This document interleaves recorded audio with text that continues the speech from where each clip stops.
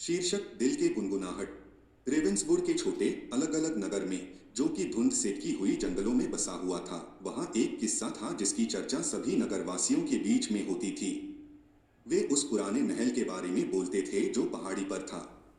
कहा जाता था कि जो भी उस महल में प्रवेश करता, वह उस कुरूपक प्रेम की कहानी का शिकार हो जाता था जो कि एक बार उसकी दीवारों के भीतर निवास करते थे।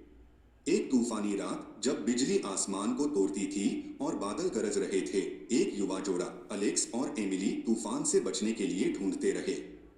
वे उस बिगड़े हुए महल के पास पहुंचे, जिसकी खिड़कियां टूट गई थीं और बेल पत्तियां उसकी ढलती हुई दीवारों पर चढ़ रही थीं।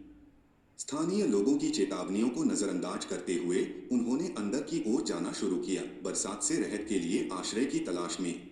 महल के अंदर हवा गंध से भरी हुई थी और प्रकाश की लौ की लंबी पंक्तियां थीं।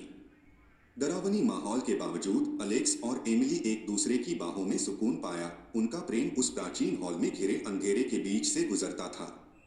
रात बढ़ती गई, अजीब घटनाएं उनके सामने होने लगी। भीतर के गलियारों में गुनगुनाहट थी और प्रेतात्माओं का प्रतिबिंब उनकी आंखों के सामने प्रकट होता था। लेकिन अलेक्स और एमिली ने अनदेखा किया। उनका प्यार एक दूसरे के प्रति उन्माद अंधेरे के बीच उजाला का काम करता रहा। हालांकि सवेरे होने के साथ और तूफान सुखने के साथ उन्होंने महल की करार के पीछे की सच्चाई का पता लगाया। बहुत पहले एक प्रतिबंधित प्यार का जन्म हुआ था, एक धनवान विरासतदार और एक निम्न नौकर के बीच। उनका गुप्त संबंध विरासतदार के परिवार को क्रोधित कर दिया था, जिससे एक अपराध हुआ था जो सदियों तक गूंजता रहा। अपने अज्ञात उत्साह में